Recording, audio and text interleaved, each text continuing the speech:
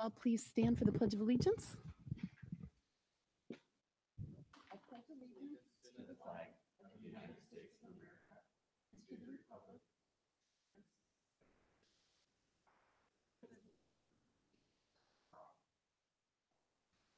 Okay, thanks everyone. Can I have roll call, please? Jose Gutierrez Jr. Ellen Wheeler. Wilson. Greg Coladonato. And I'm Laura Blakely, so let the record reflect that everybody is here. Do I have a motion for approval of the agenda? Yes, you do. Second. All in favor? Aye. Okay, and a motion made by trustee Wheeler and seconded by trustee Gutierrez. The agenda is unanimously approved. And now's the opportunity for members of the public to address the board concerning items on the closed session agenda. Were there any members of the public wishing to address the board? Okay, seeing none, at 6:17, the meeting is adjourned to closed session.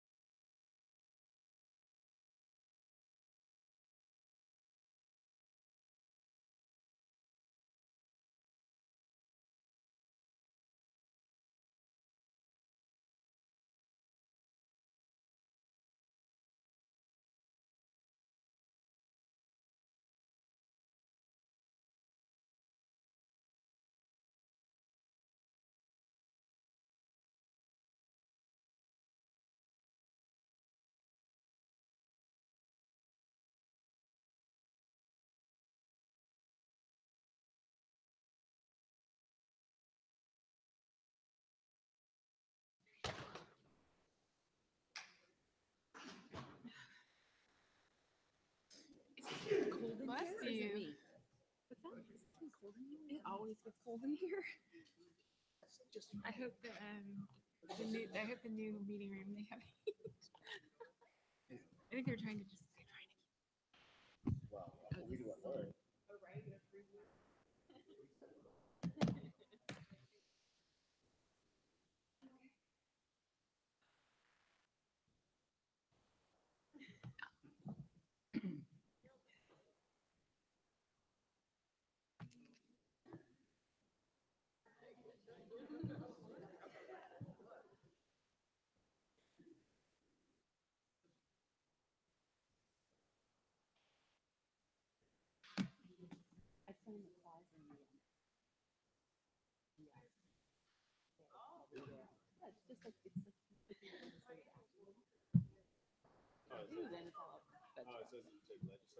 Well, I can show it to you later, but.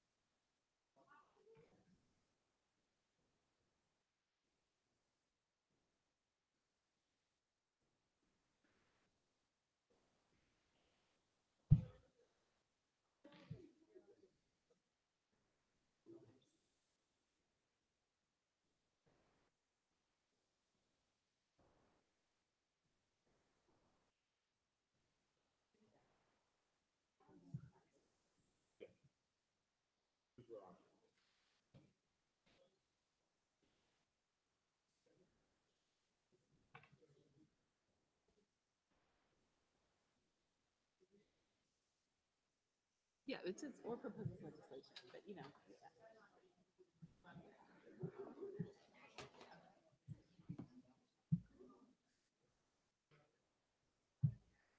What I miss?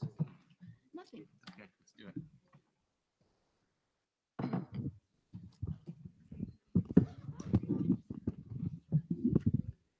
Okay, at 7:08, the October 4th meeting of the Mountain View Wisconsin School District Board of Trustees is called back to order after closed session.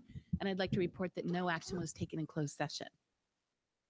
The next item on the agenda is the consent agenda. Do I have a motion? So moved. Second. All in favor? Aye.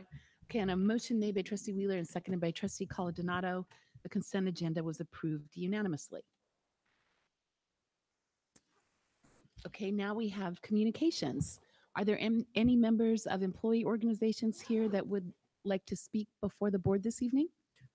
Madam President, is is your microphone on? It is on. Move it super duper close. Okay. I don't see any members of any employee organizations that wish to speak this evening. Okay, so we'll move along to the next item, which is district committees. Are there any members of district committees wishing to speak before the board this evening? Dr. Rudolph, which district committees are meeting now? So we have the Mistral Advisory Committee. We have the Wellness Task Force. We are starting a Workplace Safety Task Force. We just went over all these today. We have the North Bay Shore Visioning Task Force. We have its Social Studies Textbook Adoption Committee, Data Warehouse Committee, and Science Planning Committee Task Force, In the school safety? and School Safety. Yes. Nicely done. And you mentioned the parcel tax and bond oversight, right? You didn't, Uh, but those are, Yeah. Those. Sorry, bond oversight as well as parcel task task force. Okay, Dr. Rudolph, do you have superintendent's comments for us tonight? None tonight. Okay, thank you. So now is the time for community comments. This is the time reserved for community members to address the board on items that are not on the agenda. The board and administration welcome this opportunity to listen. However, in compliance with the Brown Act, the board is not permitted to take action on non-agenda items. Speakers are requested to complete a speaker card and state their name for the record. If there are additional comments after 10 minutes have elapsed, this item may be continued after all action and discussion items are completed. Were there any members of the community wishing to speak before the board this evening on any non-agendized items? Okay, thank you. So we'll move along to review and action. The first item is resolution number 01-100418, adopting a conflict of interest code. And I think, Dr. Rudolph, are you presenting on this? I don't have that part up yet.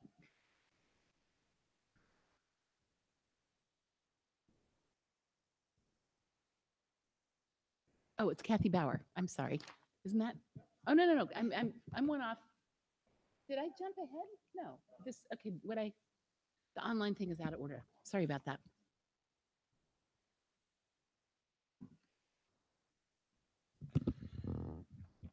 Staff is recommending that you adopt resolution number 01-100418, which is adopting a conflict interest code, which requires more specificity than what our current conflict of interest code has. Since it does not appear that we have any members of the public wishing to address the board on this, if I'm wrong about that, put your hand up. Board members, do you have any questions or comments on this conflict of interest policy? Okay, may I have a motion? I move that the board approve and adopt resolution number 01-100-418, conflict of interest code as presented. Second. All in favor? Aye. Okay, and a motion made by trustee Wheeler and seconded by trustee Wilson. Resolution number 01-100418, adopting a conflict of interest code was approved unanimously. And so the next item, I'm a little bit out of order here, is board policy 1312.3, the uniform complaint procedure revision, and that is Heidi Smith. Yes. Good evening, board. I am asking you to approve the updated policy, which includes changes to include the definition of complainant. It also ensures that we have the addition of the United States codes, as well as an appeal process, which was absent in our prior policy. It also includes all 26 federal points that must be covered. We are asking that the board approve the policy as presented at a first reading. Thank you. Any members of the public? Trustees, any clarifying questions, or we can just move right on to questions or comments if you have any. May I have a motion? I move that the board approve board policy number 1312.2, uniform complaint procedure to meet current federal and state requirements at first reading as presented. Second. All in favor? Aye. Okay, and a motion made by trustee Wheeler and seconded by trustee Gutierrez. The board policy 1312.3, I think you said 2, I think you meant 3. Yeah. Uniform complaint procedure revision was approved unanimously. Thank you. And the next item is resolution number 02-100418, LGBTQ plus History Month. Dr. Rudolph. Staff is asking the board considers approval of a resolution that encourages all schools to celebrate October, not only as Latino Heritage Month, which we already do, but also as LGBTQ and plus History Month, and encourages teachers to teach lessons about the LGBTQ plus history in their classrooms. Thank you. Any members of the public wishing to comment on this item? Trustees? I would like to comment that, and it's written into the material, is that the state of California also adopted teaching materials about this at the state level. So this is us being able to be more supportive at the local level. Dr. Rudolph, do you happen to know what other months we celebrate in the district? So Latino Heritage Month is this month. It actually starts, I think, October 15th and goes until November 15th. There's Women's History Month, which there's Black History Month. And I think those are the biggest, those are the big ones. There's actually a board policy, which I can look up, that has the specific celebrations that we have, which includes specific dates. Thank you. Any further discussion, trustees? May I have a motion? I move that the board approve and adopt resolution number 0202-100418 LGBTQ plus History Month as presented. Second. All in favor? Aye. Aye. Anyone opposed? Okay, the motion to adopt resolution number 02-100418 as LGBTQ plus History Month was unanimously approved. Thank you, trustees. Now we're moving into the review and discussion portion of the evening with updates for information. And Kathy Bauer is here to present on the California Dashboard Self-Reported Local Indicators item. Yes, thank you. Tonight, here is to report on the local indicators, which are self-reported, and this is part of the process so that the state can make the California Dashboard operational in December. The California Dashboard became operational last year, and the dashboard is California's new accountability system, and it replaces our old systems of API, Academic Performance Index, and AYP, Adequate Yearly Progress, so it meets both state and federal requirements. And if you look here, the dashboard actually will have a new look. I only got a sneak peek, but they've taken away the balls with the pie shapes, and now we have a meter. Just a quick look, this will be the landing page. Just as an example, it'll be much easier to click into the different areas. And then this will be the indicator display, which they've really cleaned up to make it much more easy to understand and easier to read. And I'll be coming back to you once the dashboard is released in December with more information about our district level and site level results. So just again, the dashboard is our accountability system. And what's different about it is it's now multiple measures. So now we look at lots of different factors contributing to success as opposed to just academics. So we have state indicators, which you can see here. The state indicators are populated into the dashboard by the state through CalPAG from our data, and then we're given a ranking. Graduation rate, college career indicator are not reported for us. Those are high school reported indicators. But tonight what we're talking about is the local indicators. So there are state priorities in the local control funding formula, which the state does not have their own data, and they require districts to use self-reflection tools and different things in order to rate ourselves on these indicators. So basic services, academic standards, parent engagement, school climate, and new for this year, broad course of study. And local performance is measured in 3 ways. You either get a rating of met, or not met for 2 years. And basically, if you rate yourself, you present your information at a regular meeting of the Board of Trustees, and then you upload your information to the dashboard, you get a rating of met. And the indicators must be updated annually, so we'll come back every year around this time. We'll share with you our ratings on the local indicators, and then from there we'll upload to the dashboard. What's interesting is that last year there was quite a few districts that actually did not go through this process, and part of that is because there's no requirement, there's no penalty for not doing it until you haven't done it for 2 years. So the state doesn't assess technical assistance on the district until they haven't done it for 2 years. We're not going to do that. Good. So for performance, so the first indicator is basic services. It's really around facilities, sufficiency of materials, and credentialing and assignment of teachers. And this is our rating. And I just want to say we're rating last year. So we're rating 2017-18 and all of these indicators. It's always a year behind. So we actually did better this year in terms of our credentialing of teachers. We ended up with 1 vacant teacher position. That position we ended up filling with the instructional coach from that site. So the position did get filled, but not in the way we wanted it to get filled because that site did not have access to their coach for the last half of the year. Was that Ms. Strahl? Yes, it was. I came to you, I want to say last meeting, and we did our sufficiency of materials resolution. So we've certified that all of our students have access to standards aligned instructional materials at school and at home. And then our maintenance department director, Mr. Perrin, he does the FIT assessment, the facilities inspection tool, and this is done every year. And it assigns all of our facilities into a category, good, deficient, or extreme deficient.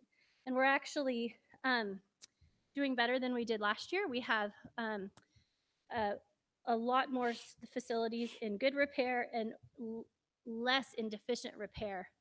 And when talking to Mr. Perrin, the reason we have some in deficient repair is mostly because our schools were closed for construction this summer. And so routine maintenance couldn't be done. So a lot of things that are missing are they need to have touch-up paint, or light bulbs haven't been changed out completely. So those things are going to be done over holidays and breaks and different things like that.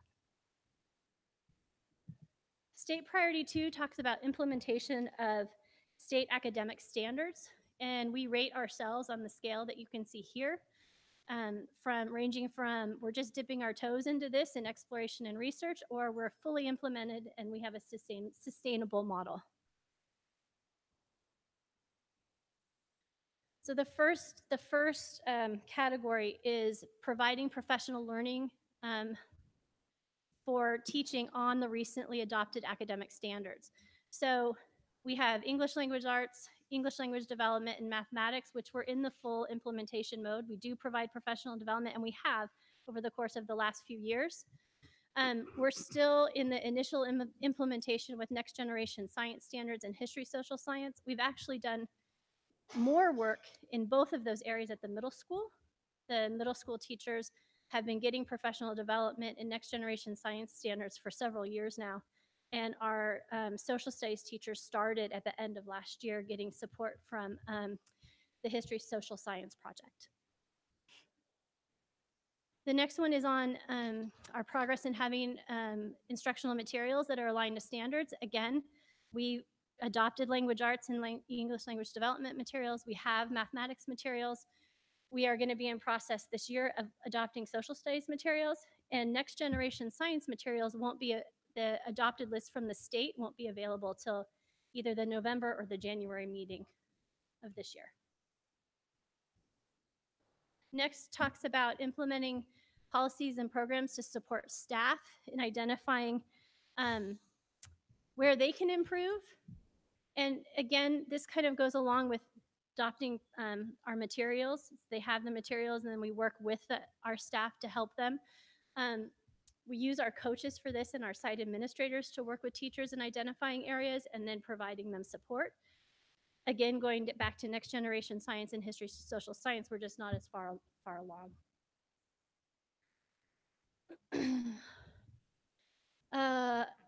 The next one, and these are additional standards and frameworks that our state has. World languages, visual and performing arts, PE, health, and career technical education. So we actually have a pretty robust physical education model and program. We have physical education happening at our middle schools, and our elementary schools, and we meet the required number of minutes, and in some cases exceed that. And our kids are involved in a variety of activities according to the standards. In health, we've done quite a bit with human growth and development, but we're still awaiting the health framework to be updated, and that will help us then move forward with our health and wellness committee and talk about some of the other aspects of health, nutrition, well-being, those types of things. So we're initially there. We have a strong visual and performing arts program. I think we're very lucky to have support from CSMA and to have a community that really puts, a community foundation that puts an emphasis on this area. We expanded tremendously with the new middle school schedule, our music programs at both of our middle schools. World languages, we've struggled in this area a little bit. We've had a hard time hiring Spanish teachers. It's been tough. Last year we had one for Crittenden and not for Graham. This year we have Graham and not Crittenden. So we're struggling a little bit there. And then career technical ed, This is an area where we are really just emerging. These are standards that are designed to assist California districts and schools in developing curriculum and instruction to help ensure students are college and career ready. These standards are for students in grades 7 to 12. And really, they can be, you can have a program that may focus on certain career areas. It could be agriculture, it could be business, different high schools. You see this more in the high school. They have specific academies or programs for kids where they do their course of study with this focus. You can also, which I think is more appropriate for us, you can also integrate the standards into your regular courses. And I think that's kind of where we'll be going, although we have some opportunities to really look at career technical education as we develop our science plan. And so that's something we're keeping with us as we start that planning. And then the fifth area is all about professional development and identifying the needs of our groups of teachers and staff, individual teachers, and providing support. And I think in this area, we've made a lot of strides. The development of the convening of the Professional Development Committee last spring really allowed teachers and actually Ms. Victor to come together. They did a survey of all of our teachers about what kind of professional development they thought they could benefit from. And we took those themes and developed a professional development plan, which started in the summer and actually carries on through this entire school year. In fact, today there was math professional development at the district office. So I think as a group, in terms of groups of teachers, we really have a good process now. I still think we're working on getting down to that individual level and providing that real targeted support. Our coaches do a lot of that work, but I still think that that's an area of growth for us. The next priority is parent engagement, and we measure this in a couple of ways. We started our district climate survey last November, and you had a presentation on the results in the spring. And then we also have questions incorporated into the LCAP survey results that we gave last February. And these are just some snapshots of some of the questions from each of the surveys. We've presented on both of them already, but I just wanted to highlight some. While we have some nice gains or some small gains here, and we do a good job of encouraging parental involvement, we still have work to do in the area of getting parents to feel that they're more empowered in the decision-making process at our schools. Even though gone up, we still have work to do there. Again, what could help our parents and guardians become more involved? And the biggest one was more information on how to help students at home. And it's interesting, we've been tossing around this idea of how can we do this and how do we channel. We have lots of resources, lots of things in our curriculum, lots of resources for parents that we provide to our teachers to then provide to our parents, but I don't think that our process is as efficient as it could be. So we have to look at that. I also think one of the things we're going to do is we want to work on our district level website so that we have a landing page for parents that ties into our curriculum and our resources. So those are things that Ms. Victor and I are going to be working on. And then I pulled some highlights from the Panorama District Climate Survey, just some information from family engagement. What I do find interesting is that really the biggest barrier to engagement was that it's the parent schedule. We live in a really fast moving place, and it's sometimes hard to find the time. So we have to always keep that in the back of our minds as we're thinking about engagement and opportunities.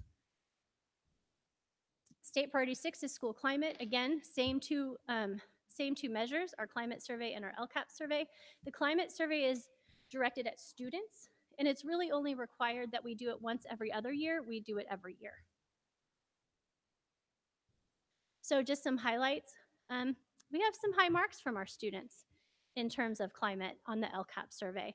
I think one of the things I really liked seeing on this was the 4 percentage point gain with students feeling more comfortable asking their teacher questions. I think it's really important that the students have that ability to go talk to a teacher. And if you can ask them a question, then maybe you can ask them for something else if you need it. And then these are some of the big highlights from the school climate survey. There's a lot of data in our school climate survey, which we presented.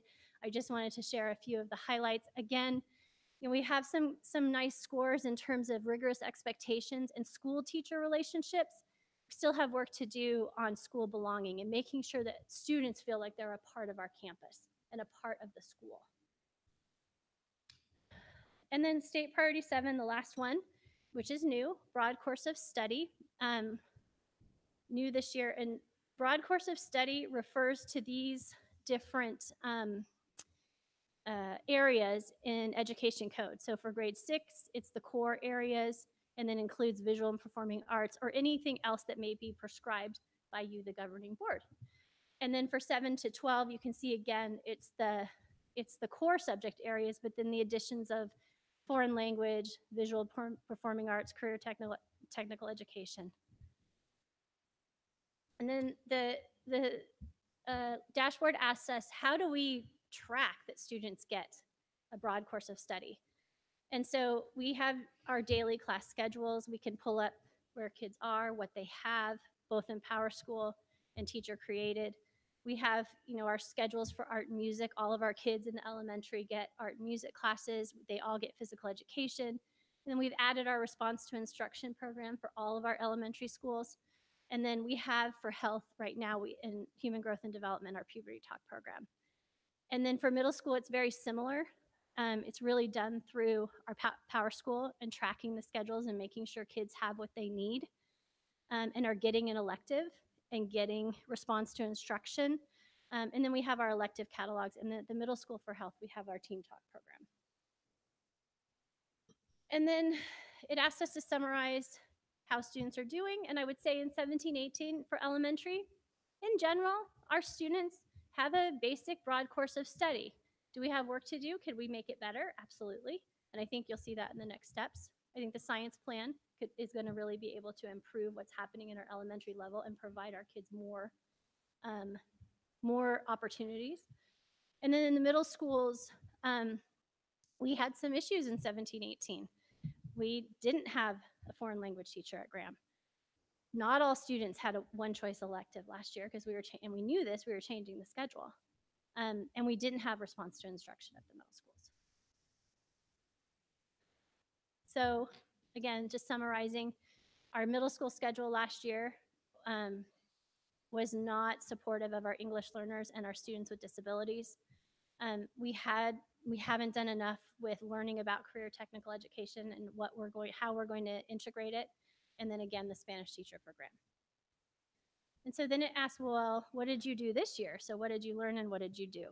So we have some things that are in process. So the process of developing our STEAM plan or our science plan, that's going to help broad course of study because it's going to give kids more opportunities. We are going to be getting new social studies materials. And the middle school schedule was really important in that now we have response to instruction. We have classes that are co-taught. We have math courses that start all students on a pathway to Algebra 1 or geometry. And then we also have foreign language. Unfortunately, we have foreign language at Graham and we don't have it at Crittenden, which is not what we want. No. So next steps, we're going to upload to the dashboard so we're ready for the release in December. And we're going to continue our work on the priorities. We'll do our surveys. We'll monitor our new initiatives, especially the middle school schedule. And then we're going to have to start looking at impacts to district initiatives and programs related to the priorities due to the possible addition of a charter school. We don't know what impact the charter school is going to have on if they come, on our budget, and if that in turn will have an impact on some of the things that we currently offer. So that, happy to take any questions. Thank you, Ms. Bauer. Were there any clarifying questions, trustees? Members of the public wishing to speak on this item? Okay. Trustees, observations, comments, who wants to go first? I just wanted to thank you for clarifying that you're looking into adding a portion to the website for parents, because it seems like the two pieces are combined, meaning the piece where they would like to help their child more at home.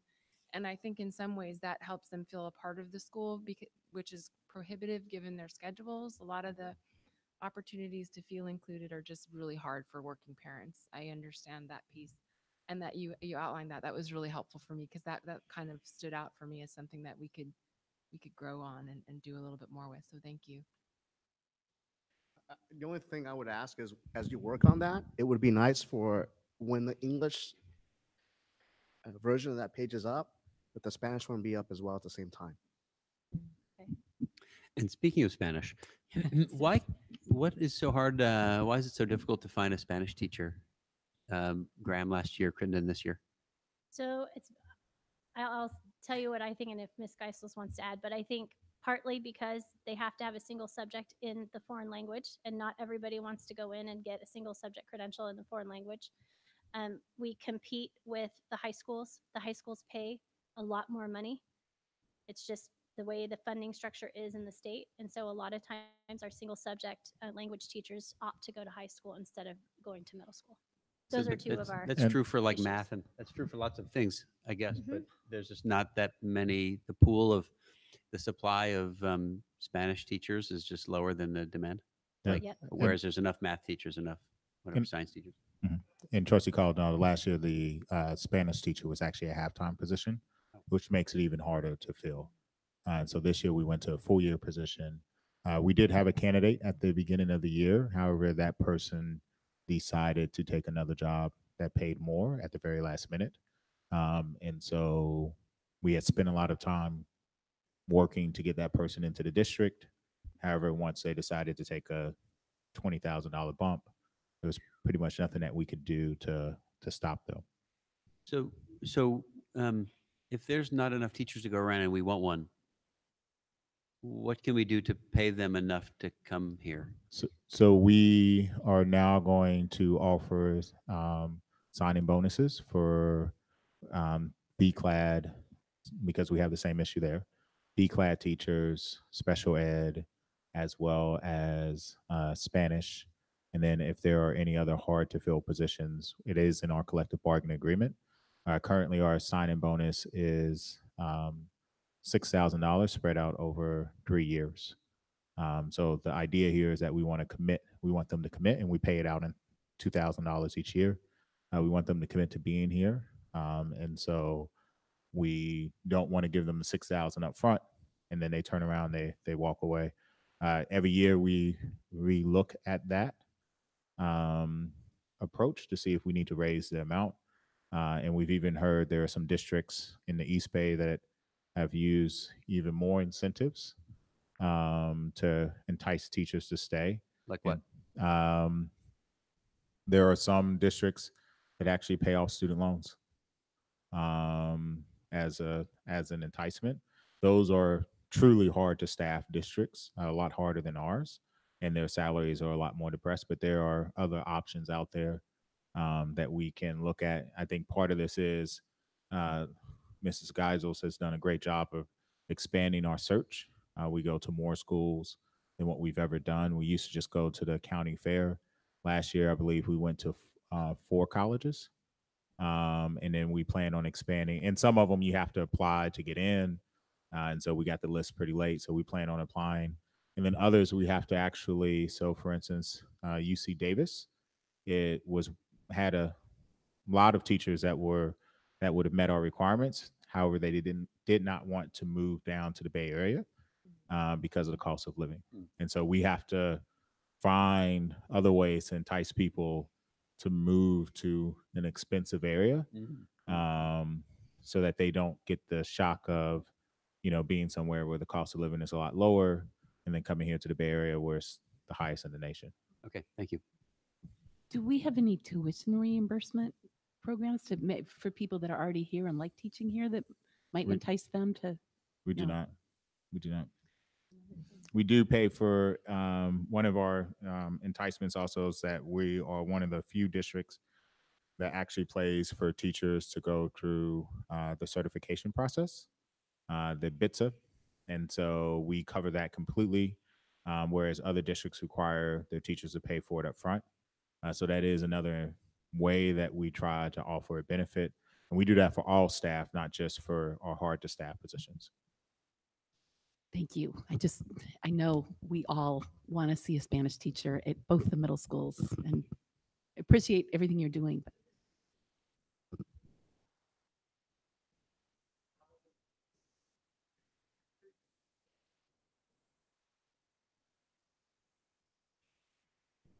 And so is the signing bonus mentioned in this flyer? Okay. Thank you. Somebody, Ellen. Yeah, so two comments. One is this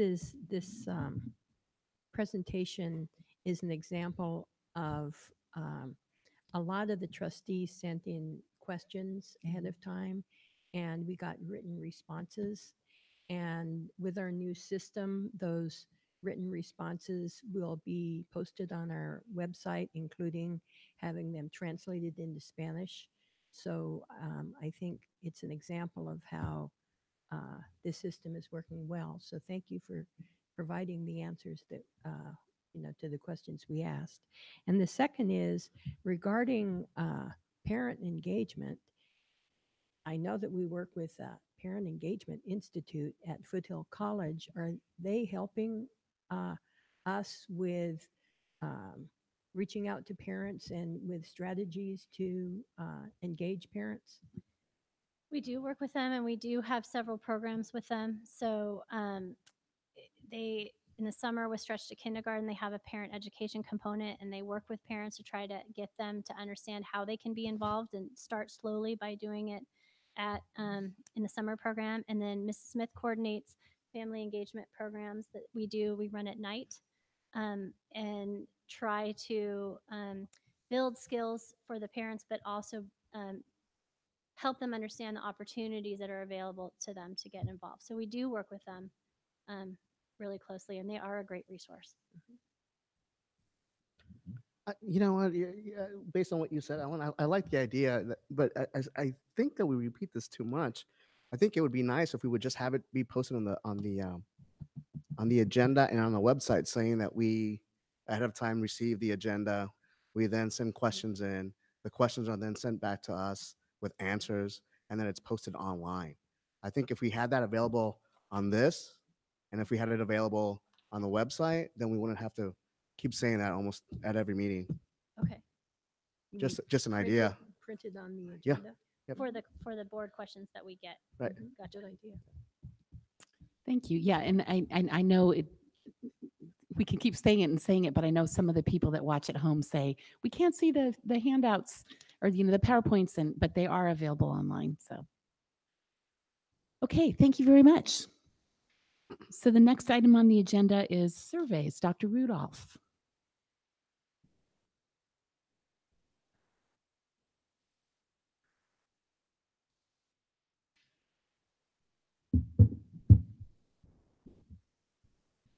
Good evening.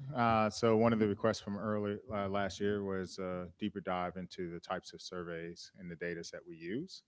And this is sort of also a deeper dive as we move into the next meeting where we talk about site plans, how we look at the effectiveness of schools. Earlier this year, we talked about student performance. We'll talk about how we use our surveys, and then we'll dive into the actual school data, which will allow you to ask some deeper questions. So the first thing that I want to say is that as we look at schools, one of the big pieces of research that came out was from a group called the New Teacher Project. And the New Teacher Project has released some pretty critical reports about education. The first one being the widget effect, which talks about how teachers are not evaluated that effectively and how administrators need to, I think in their initial report, it talked about only 2% of teachers are actually ever given a rating that is below standard across the nation, and that one of the first things that schools can do in order to improve the quality of outcomes for kids is for administrators to take a more active stance in the evaluation process. With that, though, recently they came out with a report called Greenhouse Schools. And greenhouse schools are schools that outperform other schools when you control for certain variables to improve student outcomes. But even more importantly, which aligns to our strategic plan, they retain teachers at a higher rate. And oftentimes, the reason why teachers, which was included, I included the whole report, the reason why teachers leave have nothing to do with the school and have to do with other factors that are outside of their control. And so what we know about Greenhouse Schools is that they prioritize learning and teaching at the forefront of everything that they do. And that resonates well with all teachers. And I'm sure if Sean Dector was here, MVEA's president, he would agree with this. They also retain staff at higher levels than the industry average.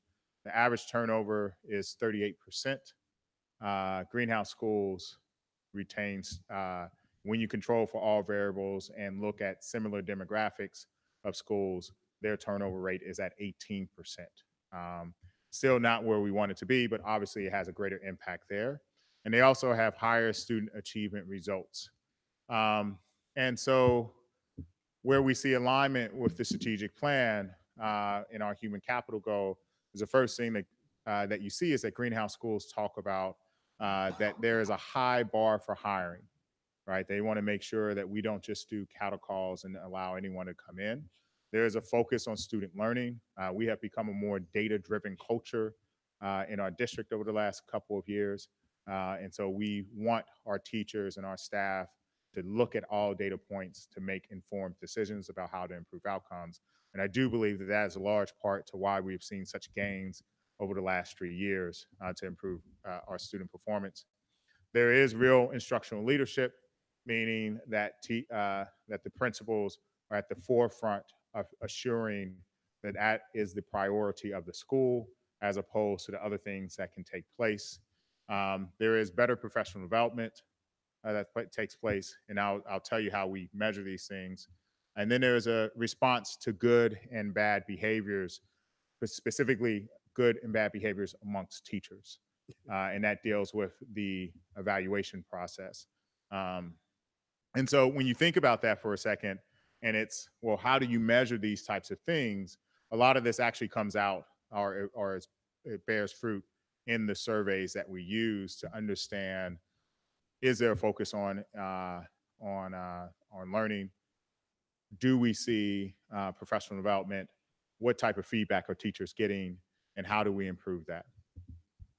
And so we measure progress for schools on multiple variables.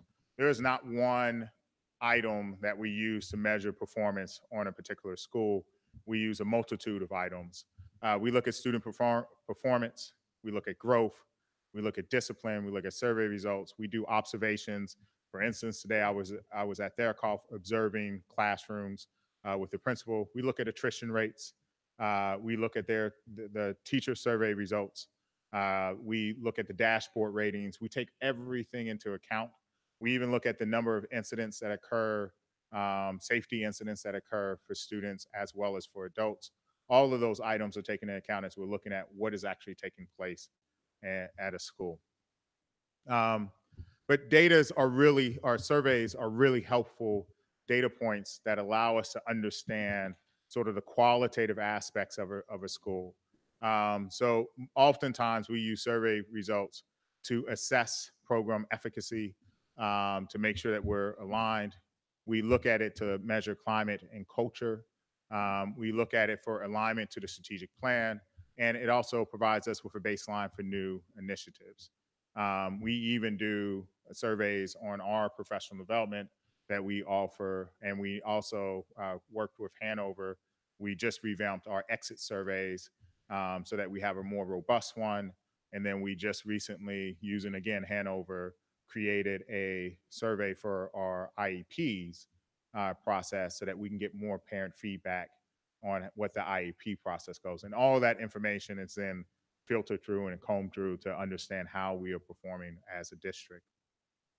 And so one of the things we noticed in 2015 upon my arrival is that we actually were doing a lot of surveys, 50 to be exact.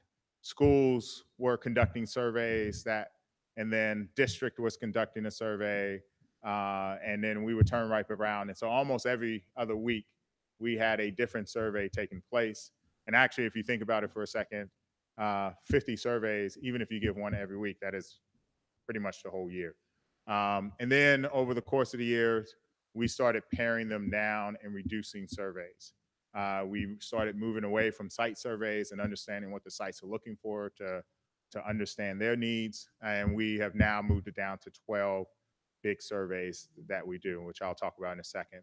And I need to point out that these surveys, this is not including thought exchange surveys, which are larger conversations about policies, boundaries, or anything else. These are surveys that we use in the schools to actually use to measure. Thought exchange surveys are not used to measure anything outside of informing us of what the community is thinking about a particular topic. And I think that's a very important distinction to make. And so I want to talk about what our current survey inventory is. So we use 3 different firms pretty much to do our surveys. The first one is Panorama. Panorama is our climate survey group. I do want to point out that there is a climate survey portion of our LCAP that we use to compare against the Panorama survey. So the LCAP, when it's taken in February, is compared to the Panorama survey, which is taken in November, and those results are compared because it's 2 different data points. And we do have the opportunity to administer this survey twice. However, we choose to only do it once in the year. And so they do a climate survey for parents, for students, as well as for staff. And the climate survey is administered in 5th grade and in 7th grade. New this year, though, as a result of our wellness committee, is the social emotional learning survey, which will be used to drive part of the work that the wellness committee, the wellness task force uses. And that is actually administered in the 6th and the 8th grade. And it does mirror I'm drawing a blank on the name, the Healthy Kids Survey. So, but the Healthy Kids Survey is only administered, I believe it's once every 5 years or every couple years. And so we want to make sure that we have this data ongoing. The second set surveys, which goes directly to staff, is an alignment survey. This year we are bringing the alignment survey back. We gave the alignment survey a year and a half ago. The alignment survey essentially assesses how well do staff feel accountable to the goals of the strategic plan, how well do they view the alignment to the strategic plan, how well do they feel empowered to make decisions on the strategic plan or on different district actions. And then, of course, our technology departments administers the Bright Bites survey, which really deals with the notion of how well are we using technology in the classroom and how much access to technology do our kids have. And that drives a lot of our work for building infrastructure for all of our kids at all of our sites. And then we have, which is conducted by Hanover, our LCAP survey, which is given in February, and that is administered to all parents, staff, and students. And then there is an assessment that takes place through Hanover Research. And there is a full report that goes, and that is included in our LCAP every single year. And so how do we use surveys? The first one is, as we saw earlier today, the LCAP requires for us to self-report climate results. And so part of the reason why we looked at Panorama was we wanted to make sure that we met the requirements. We also felt like while the LCAP does cover some of these items, it takes a little bit more work to pull it out. It seems natural to have a quick check-in during the fall to see how things are going so that we can make changes. It also gives our schools the opportunity to make adjustments before the LCAP survey comes out. The second one, the social emotional survey, is used specifically for the wellness task force, and it does drive actions. For instance, this year, all of our sites are doing Cognito training.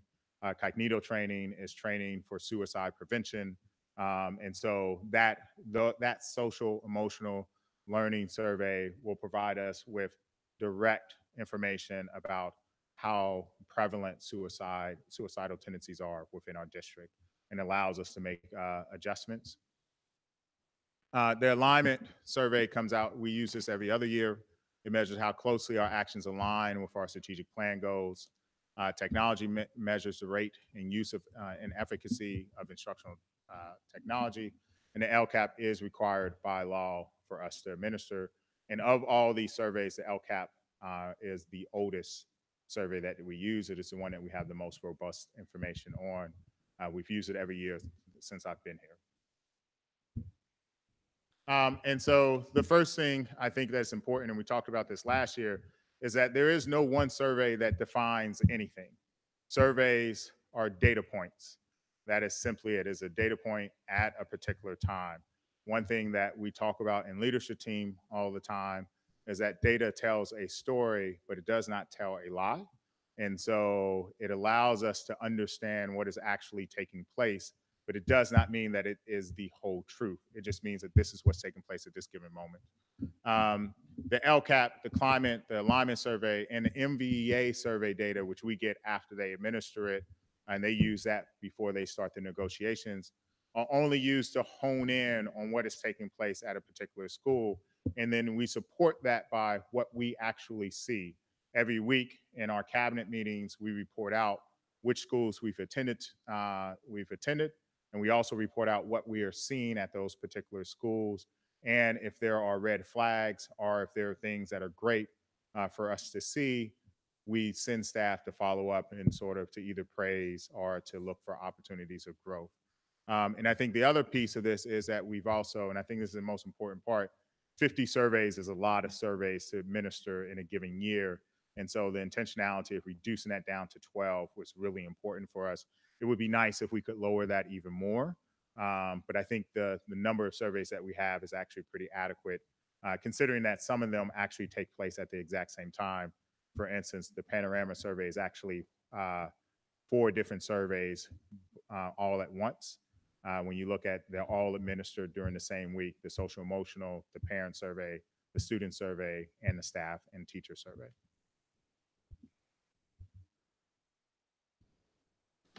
And so I think in the packet, we included just examples of the survey as well as the results.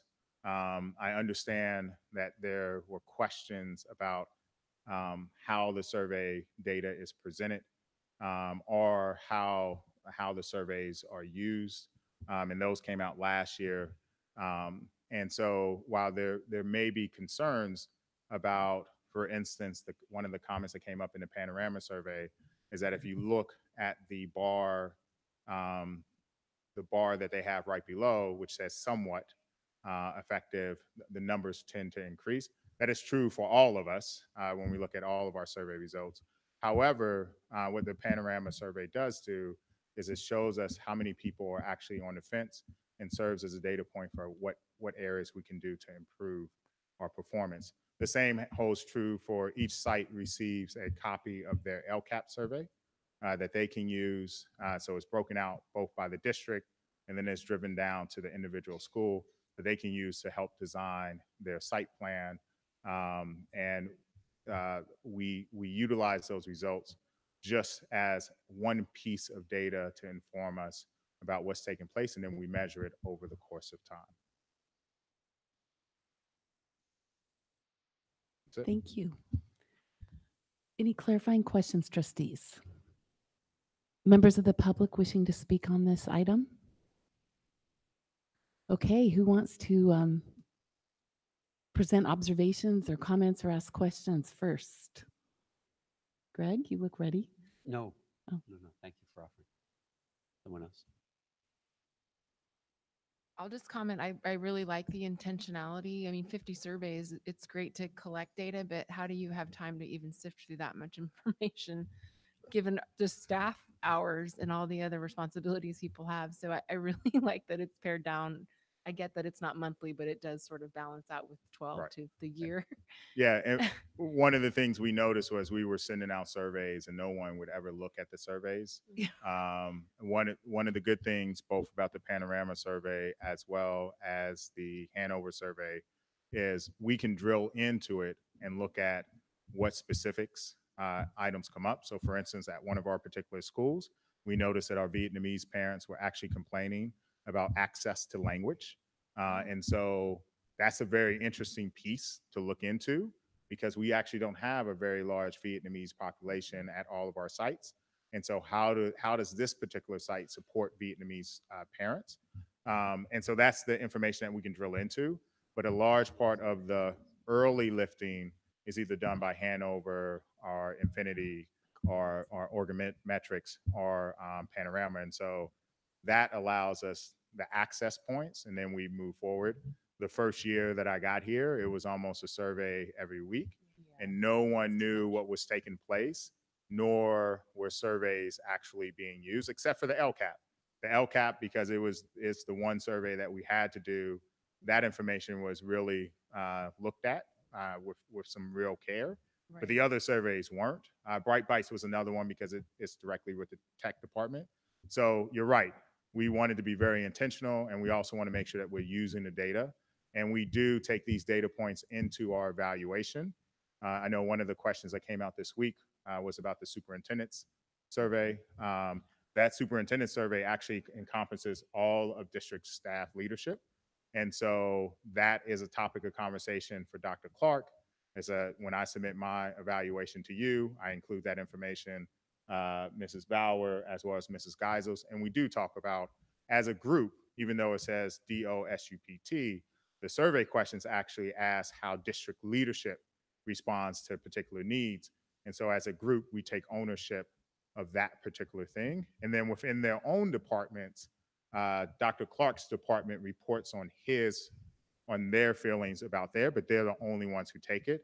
Whereas it is for the superintendents, it is all of the coordinators, the principals, the directors, all are reporting on for how us as the associate superintendents and the superintendent are performing.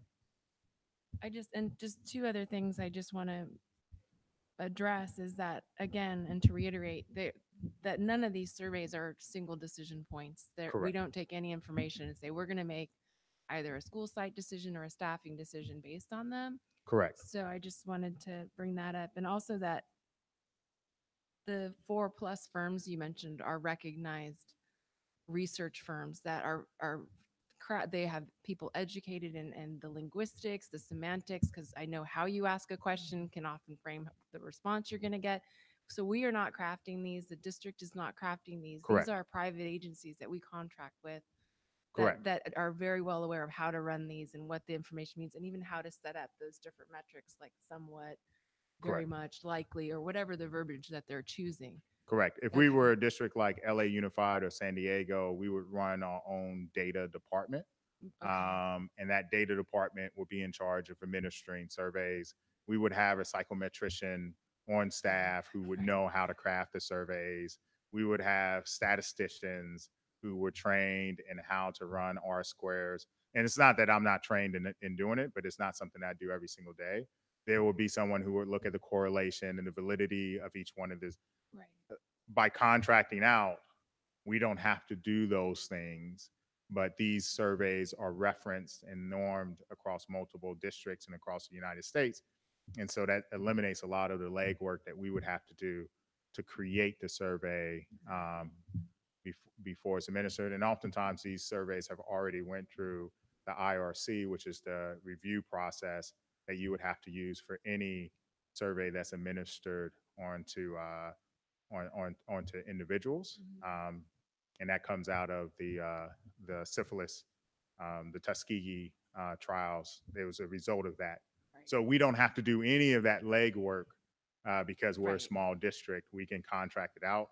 But if we were LA Unified or San Diego, we would have a pretty robust data department that would do those things, and we would have it would be its own team, probably as large as our district office team Right. that would look at it. Okay. Thank you. So I think that this basically goes to, excuse me, the issues we've had in the past with our decision making and the questioning of all that. I think that when you put this up on the website and when we had a chance to study it and review it, it shows you a stark difference of what the leadership was before your arrival and what the leadership has been since you've been here. And that's a big difference. You know, I just hope parents understand that. And when they look at the breakdown of the surveys that were given from 2015 onwards, you can tell that there's a difference and it's more efficient because it's data driven. And we talked about that in the strategic plan. So all these points have to come together and you have to execute it in order to have a better understanding of where you're at any given school site. So I hope parents read that and understand that. And if they have questions, they know that they can always approach either the principals or the board through an email or come here and ask, or you. So it's not that we're making things up. Right, You know, right. we know how valuable people are in the community who have been here for years. It's not like you make decisions just because of personality. You make it Right. because of data. Correct. So thank you. Correct. And we are, I will say, survey season is about to hit us. Brace yourselves. So November is the start of our climate surveys, and then Bright Bites will come out after that, and then after that one, eventually would be the LCAP. So this is a primer to the climate survey. Will be administered in about a month and a half. And that's the panorama survey, right? That is panoramas, and then right after that will come the alignment survey for staff to see how well staff feels that our actions are aligned to the strategic plan. I had a question on the what do you call it? The survey, the climate survey chart that has all, red, green, orange. Mhm. Why are some darker than others? So what Panorama does is it looks at the district average for that particular topic, and then it rates a school based off of how close you are to the average. So you'll see, for instance, I think I'm going to pick on Stevenson for a second. There is one area, and I just mentioned this the other day.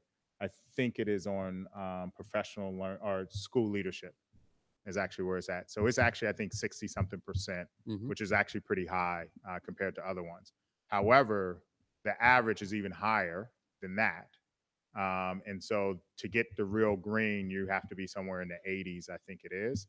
And so anything that is a couple standard deviations from their reference point brings you further down. So you can have a 50% and be yellow because the reference point is so high. But if you look at, there's another area for students where I think the standard deviation is skewed a little bit more to the right. You can have a lower percentage, and that actually, even though it's low, actually represents the average that you would want to see. And so the survey, once you drill into there's a website. Once you drill into the website, it'll show you the curve and where you fall on the curve from a national average. And then you can actually drill in, go deeper, and use comparative schools that match your demographics. And it will show you how you compare to similar schools within it. And so that's why the colors don't necessarily always equate. Green means 80% or 90%. It's about the norm reference. Gotcha. And it's over their whole U.S. population. Yes. And then the staff section, the employee surveys, help me just understand, like, schools on the left. And so when there's staff, the staff columns and the teacher columns are for staff and teachers at just those schools. Correct. So like there might be 3 staff members at a school, 4 staff members. They make up that whole quadrant for that school. So for a department, the N gets a lot smaller. Yeah. So for like the maintenance department, I think there are only 7 people there. So that N is really small, and we actually hide the results there so that you don't know who it is, and it's only the aggregate. For the school, the N is a little bit larger because it includes custodians, instructional assistants, secretaries, clerks, and after-school, preschool employees. But depending on the site, that N changes. So at a smaller school like Castro, your N for classified or staff is really small. Yeah. Because it's just not staffed the same way as a Huff is, which has a larger N. Okay. And then there's district office climate. Is there any point at which staff or teachers get to rate what their opinion of district office climate is? Is that it doesn't look like they we do cover not that. rate us on this one. They rate us on the LCAP survey. Okay. And then they also rate us on the MVEA survey. And so we compare both of those results. And as as a process. So I'll go back to, again, in my evaluation, as part of the rationale I put in there, I showed you the rating that they were saying they were involved in the decision-making process, the MVA survey, the decision-making process they had at the site, and then the decision-making process that they had at the district. And then we can do the exact same thing on the LCAP survey because they report on everything. Even on the MVEA survey, they report by department. So we can drill down into how well do they feel about assessment, how well do they feel about HR, how well do they feel about the business departments, maintenance. So depending on which survey we're using, we can drill down a little bit more. For the climate survey, though, it is just climate at that particular department or that particular site. Thank you. I had a couple more questions. Sure.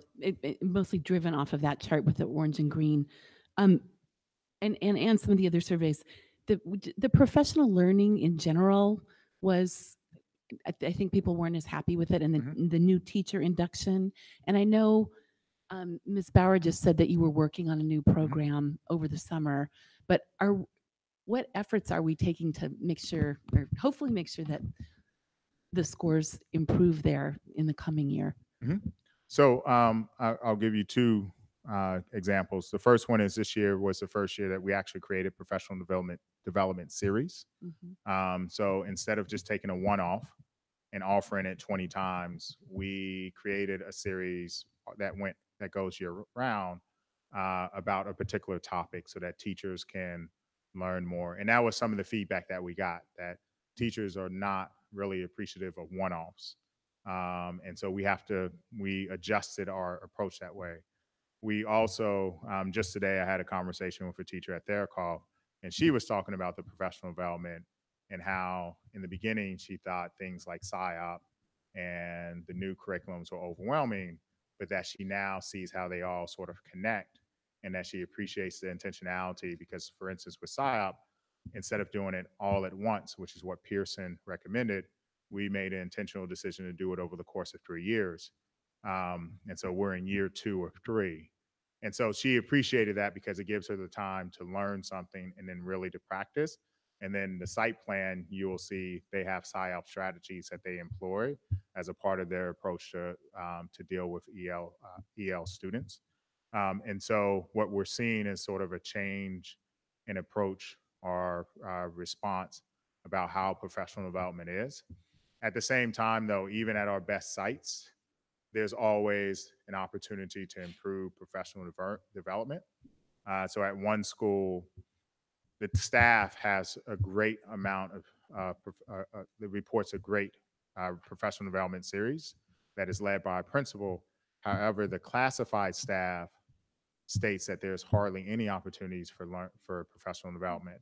And so Mrs. Geisels, along with Manny Velasco, the CSEA president, have been working to offer professional development throughout the year for our classified staff so that they feel like they are empowered.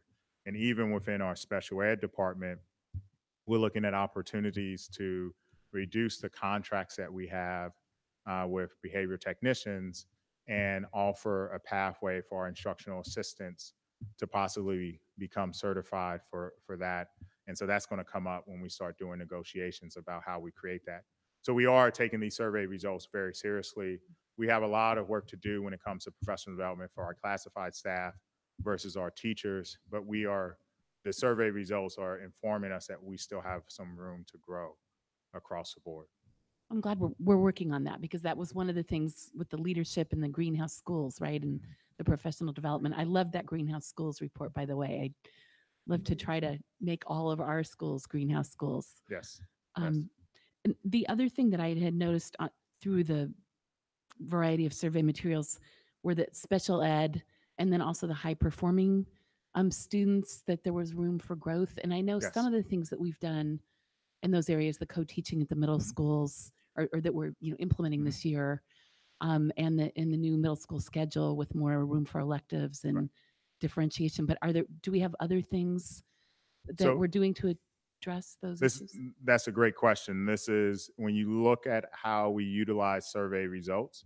So our teachers reported in the climate survey that they need more professional development about how to reach all kids.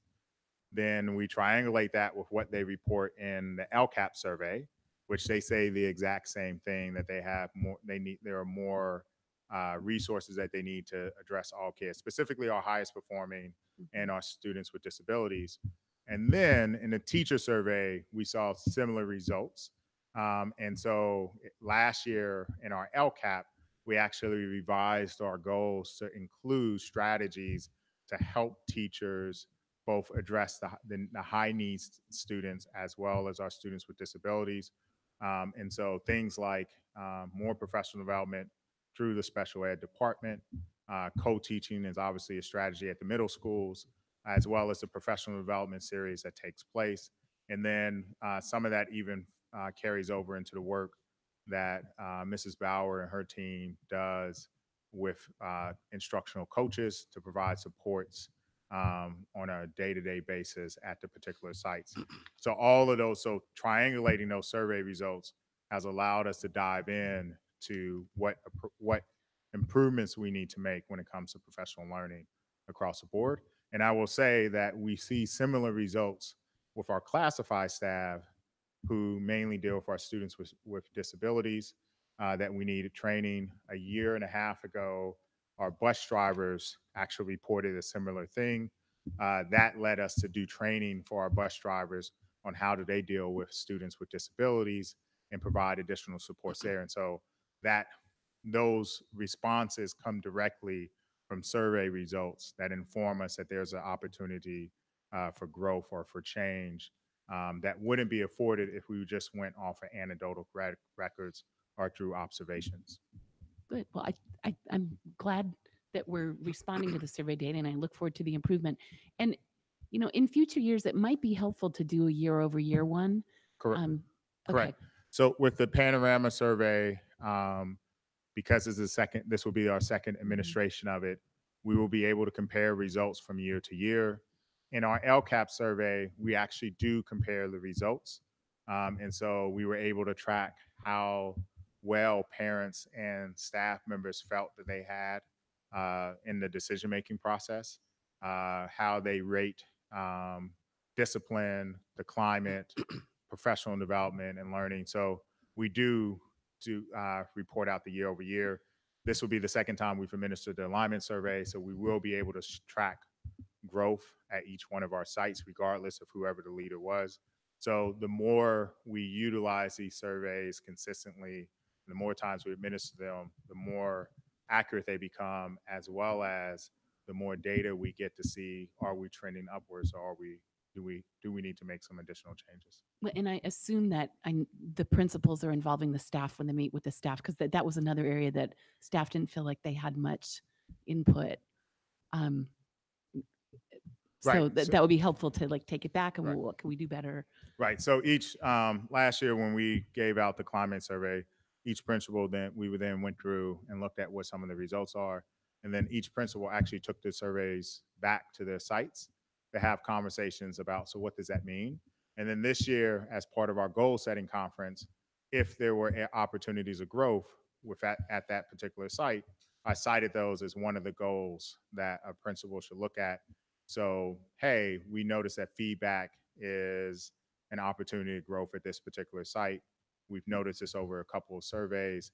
I'm encouraging you to work on feedback, specifically with this group of individuals.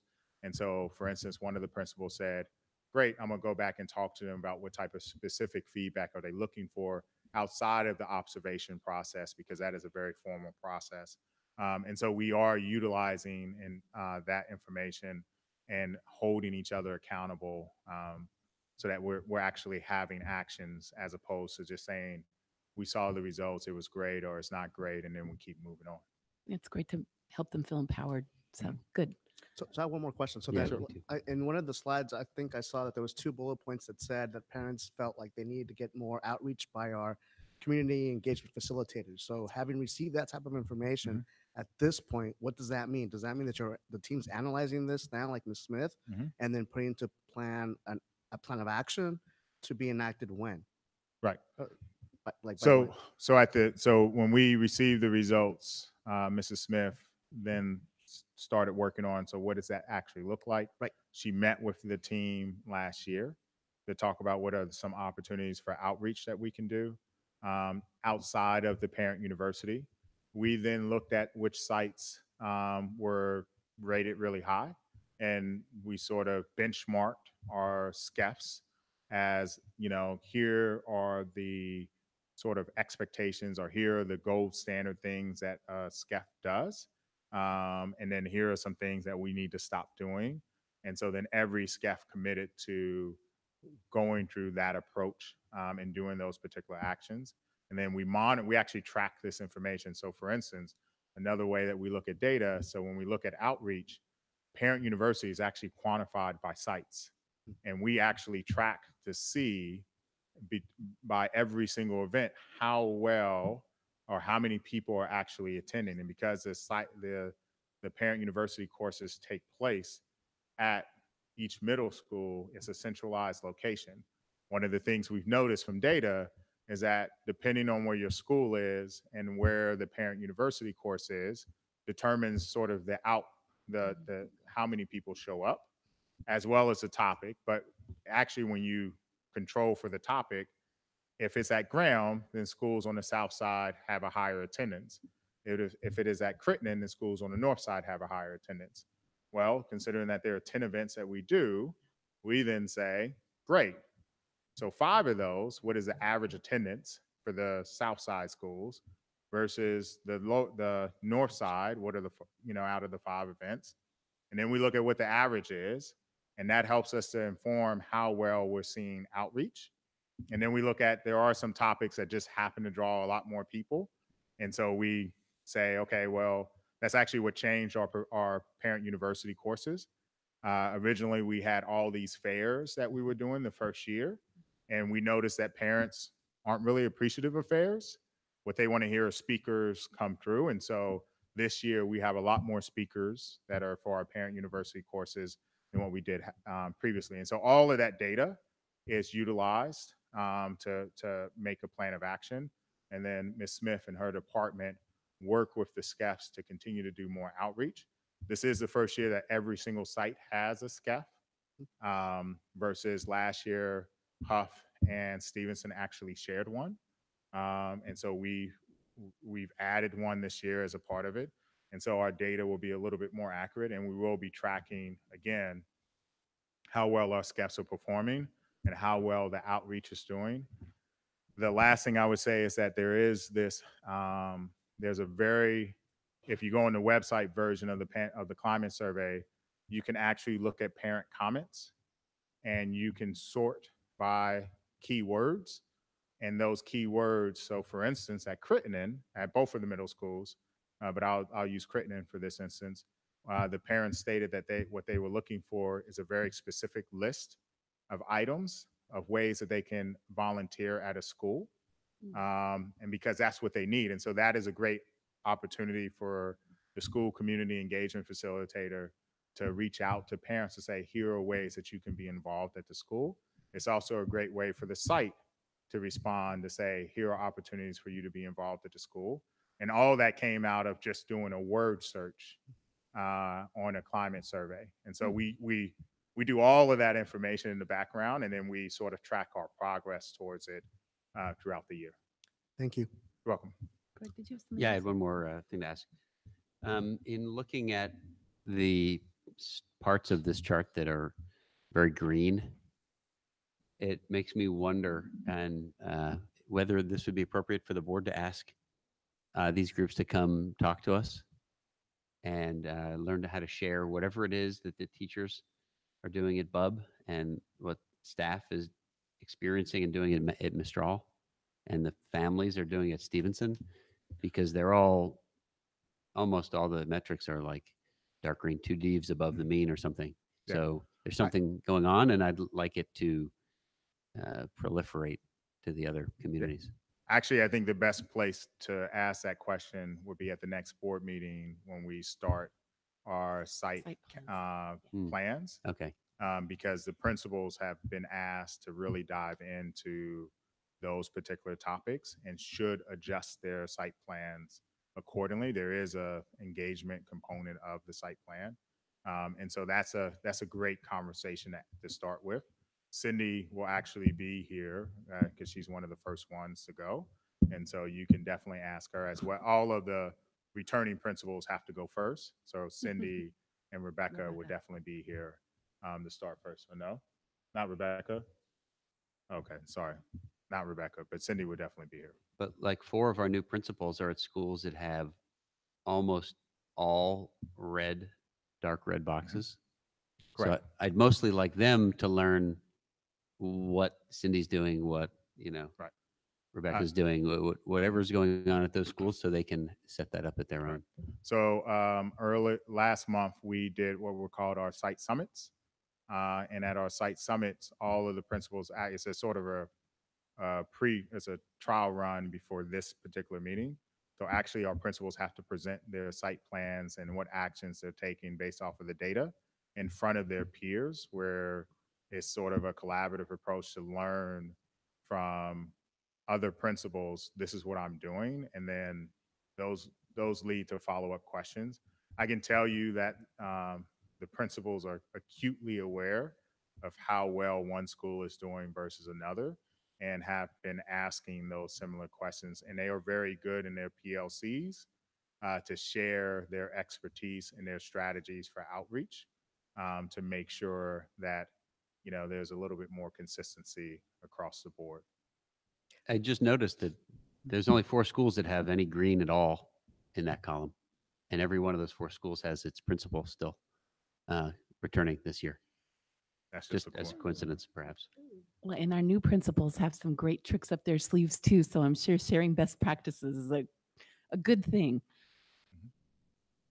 I mean, it's a part. It's a part of it. Correct. It's not the whole solution, because I think we also have to remember that just because something works at Bub doesn't mean it's going to work at Strong.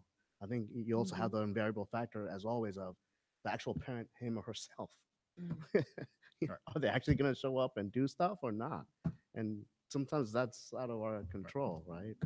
And so, not to share the specifics of each of the new principals, but one of the things that each one of them has been instructed to do is to make sure that they are doing outreach and building culture at both the site with staff and also with the community. And part of that is a response to the data that we saw both in the MVEA survey, the climate survey, and the LCAP survey, as well as just observations that we notice in sort of anecdotal records that we were given from parents and staff. Any other Thank you. comments? I know we've. Yeah, Okay, one Ellen. question actually. Questions. Regarding Parent University, Mhm. how are those topics chosen? Mrs. Smith, you want to? If you want to come up. So my directive to Mrs. Smith and her department is we look at which topics have the biggest bang for their buck. And what we notice are speakers. And then I actually, after that, I actually turn it over to them, because my expectation is look, if speakers are what parents want to hear, then we need to find speakers who are really going to be engaging and that are going to make parents want to attend versus the fairs that we were doing. So that's my directive, and that's how I support it. And then the rest of it is given to her. And so I'll let her talk about how she selects the particular topics. As Dr. Rudolph mentioned, every year the facilitators and I review the attendance data, and we very quickly eliminate the ones that don't draw enough of a crowd. We're noticing that social emotional learning, how to support the mental health of children at home is really big for our parents. Besides looking at that data to decide, some of the topics are informed by our task forces. So if you recall last year, Special Ed 101, English Learner 101 came directly from the Specific Learner Task Force. The Health and Wellness Committee has already earmarked a spot for next year. So that committee will also, contribute to possibilities for 1920. Parent University. And we also receive feedback from our big groups, right? So DLAC is a big one. If there are topics of discussion that continue to come up from our PTAs, principals, recommendations, and we also do receive recommendations right from parents right after the events, at the end of the evening. And sometimes it's just from the ground up from a site. So in our year one, Dr. Roberts, I believe his name was, this was already in play when I came on board, was a recommendation from Landos, and that was a parent PTA group there. So it's pretty much of a variety. We take a look at the data, looking forward in the future of getting some, when we look at our surveys and what we intend to do as far as not overwhelming our parents, getting quality data right the first time, is also just looking a little deeper at the surveys if it indicates some other pieces for us. Thank you. Any other questions or comments, trustee? Okay, well, thank you very much. And I think we should take a break before we move on to the enrollment update. Second. So it's 8:31, so 10 minutes. Come back at 8:41.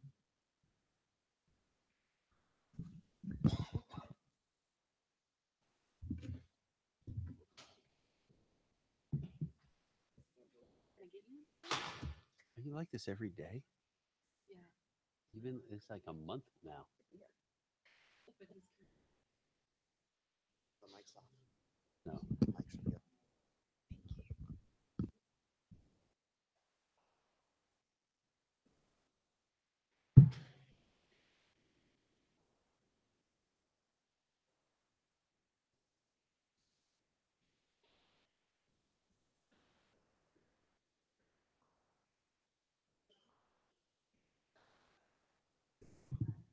Oh man.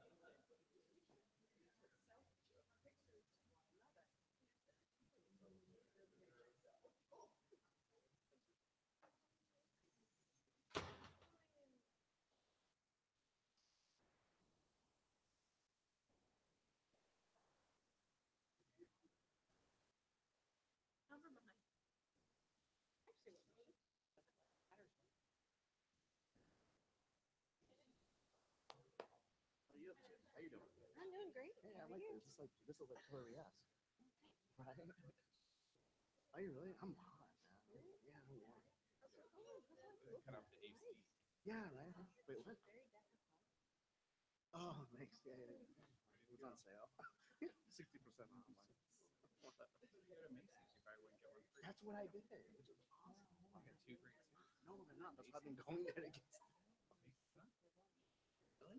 I didn't know about that, but I know their sales are kind of weird.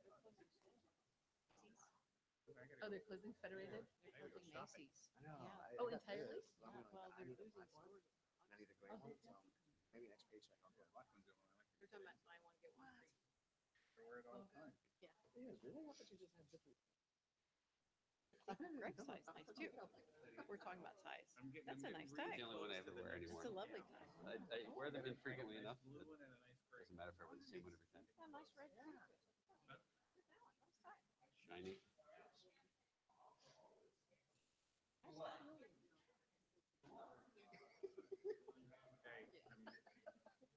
Okay, I'm back and clean up, ready to go.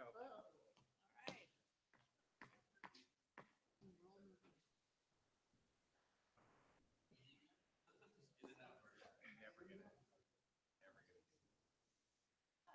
I'm not going there. Night, good to see you. You need to. I'm in the batter's box. So she said. I told him he's been better box down there. I could just.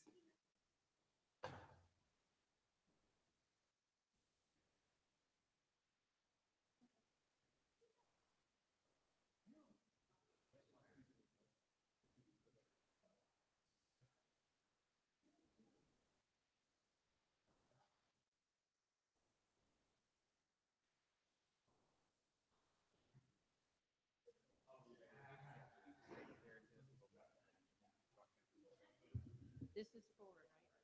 Yeah. Let me just start. The what? The survey. We send out those surveys soon. My nose.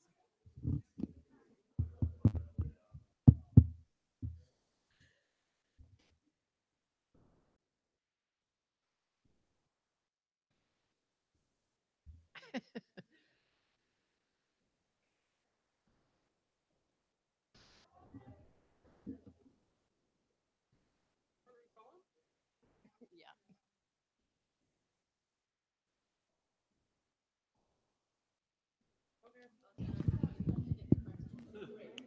Is your mic on? Yes. At 8:40, so I'm shaving a minute off. We'll get started with the enrollment report, and Ms. Geisels is here, so thank you. Good evening. It's always a pleasure to address the board. And this evening, I'm going to give you an enrollment update. So obviously, as you can see, our two guiding principles for our enrollment is that we have a goal that we place all of our students in their neighborhood school. And of course, as you know, enrollment drives our certificated staffing. So we're still going to use the same process, an online mobile system for enrollment, and our enrollment window will start January 7th and go till February 3rd. February 3rd is a Sunday, but it's an online system, so we're giving parents that extra weekend to complete the enrollment process. Our enrollment window for our returning students will be January 7th as well. We are doing an intent to return survey. And with that, we will also be, as I'll be talking a little bit later, an intent to return for siblings when it comes to the transition area survey as well. All of our forms will be back again in August. We'll process them and put them into PowerSchool. So we're following the same exact enrollment process that we did last year. As you know, our enrollment determines the number of teachers that we hire at every school. The ratio for K3 is 24:1, and fifth grade is the cap is 30:1. We have 6th and 7th and 8th grades. We have the cap of 180 contacts per day, or 33, no more than 33 students in one core class. And of course, you know that students don't come in nice little pockets of 24, sometimes making it difficult for staffing. And this year we had, for the first time in quite a while, some combination classes. So I'm giving you a snapshot of September 17th actual enrollment numbers and September 2018 actual enrollment numbers. So it was actually September 21st we took the snapshot um, from this year and last year. So as you can see, our total enrollment has increased a little bit this year. Last year for 17-18, the total number was 4,339 students. This is K-8. This year it is 4,955 students K-8. This is including our general ed students. It doesn't include what our special ed classes, our students that are in ISP. So this is our overall trend. We're about the same. We're staying pretty consistent overall in most schools. And then as you can see, this is the enrollment counts for each of the school sites. So we have a little bit of fluctuation this year, but not too much. And there is Crittenden's Middle School staying very consistent. As you can see, Graham's as well for 6th, 7th, and 8th grade. This is Huff for this year and last year. And then there's Landals and Mistral. Monaloma's enrollment for this year and last year. And Stevenson's as well as Therkoff. So our transition areas, we tried to do the kindergartners moving early, but we just didn't have the space to do it. It was unfortunate we tried to do that, but we just didn't have the facilities to do that. So that way they could take a year and get ready for their transition. So this is our transition map. So actually every 2 weeks, I meet with our demographer and we talk through the actual data points, students in each of the transitions areas. So we're really trying to pinpoint the exact number for every single transition. So you can see who's moving where and how many are moving in that respect on this map.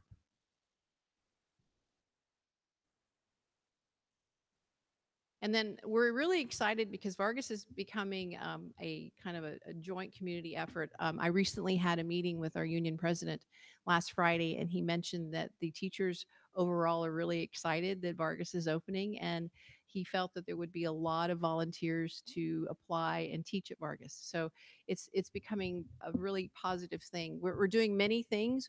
We have a Google Doc that we all work on together. Each department has a responsibility for this to happen. We have letters to transitions families coming starting this month. Our principals have scheduled their welcome events. So for example, that Miss Heidi Galassi would go to BUB and she'd be hosted by Miss Cindy Nguyen, and she would be able to meet those families that would be transitioning from BUB to Landals. So each of the principals have worked through and are in the process of scheduling those welcome events. We have our district kinder night already scheduled for November 28th, 5:30 to 6:30 in Spanish and 6:30 to 7:30 in English. We'll get that out, and that will be at Castro Elementary. We also, as I said before, will send out a sibling intent survey. Our 5th grade students, we will have them stay at their school to finish their final year in those transition zones. And then we'll find through the survey which siblings will be staying with their older siblings. We also, our public information officer, Ms. Shelley Hausman, has done a fabulous job of putting together our transitions, our list of things that we're doing, the things that we're working on our website that we're referring to and advertising for our parents. We have been meeting with our Mountain View Education Association's leadership team. We have established a seniority list of teachers. We're going to follow the collective bargaining agreement, Article 4, if you're interested in reading it.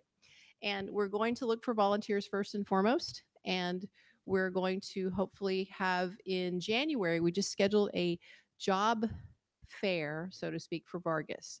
Dr. Jones and I sat down with Ms. Hausman, and we've picked January 15th. So we're going to advertise the positions that he'll have. It's about 11 teachers at Vargas that will start out for K4. We'll also need a certificate, a secretary, a clerk, a custodian. So he's going to have kind of a fair to advertise that, come get to know him, speak with him. So we're making sure I have another meeting every Friday morning with our union president, kind of giving them, he knows all of the steps that we're taking. So we have a process and timeline for certificated staff to move over. So we're really excited. We're really looking forward to this opening of school. The one thing we must note, though, is the special considerations that we have. Bullis charter right now, basically, they say they have about 160 students they'd like to serve initially. So if we do the math, that's about 7 teachers that would be a loss to our district. So we would have to figure out how that would impact our force, our workforce, and it would be a very high possibility that we would have a reduction in force for at least 7 teachers. So, and that's just year one. If they continue to add as they have stated that that's their goal, we would, I think I did the math at the meeting last night, and it's 2 teachers each year that we will have to add. So next year, the year after would be 9, the year after that would be 11 to 13. So it depends on how many they get enrolled. So we also are beginning to look at, Dr. Clark and I, at facilities and space and how that would be impacted. So that's something that's out there. We're still excited about Vargas opening and we're following all the processes, but that's also a consideration that we'll have to have about our certificated staffing for next year. So any questions? I have one. Yes, sir. Ma'am, we hire a lot more than 7 teachers every year. Yes, we do. So could this reduction of force sounds like there's people sitting around at the factory and they're laid off and they have to go home.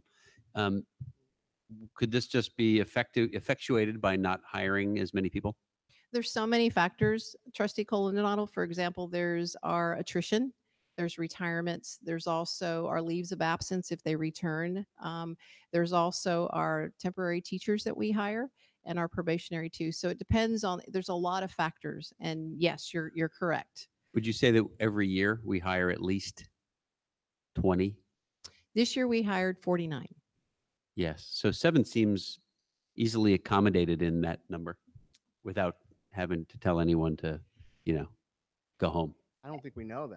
No, but like, right? I mean, we'll know when we know. But that's the whole issue, though. That when you have that the first year and it just keeps going. it's a variable for sure. Yep. If I can just say that 7 sounds like an easy number, but when you look at 7 faces, Yep. not so much. So Mm. that's something we have to consider. Is there's so many variables in the air. It's just having to deal with the process. Okay. But Maybe we could do a joint venture project and have Bullis sit with us in those discussions with the teachers when we tell them that they're not going to have their jobs. so Anyways, there's a lot Thank of you. parts in staffing. So, but this is just going to add one more. Okay, thanks.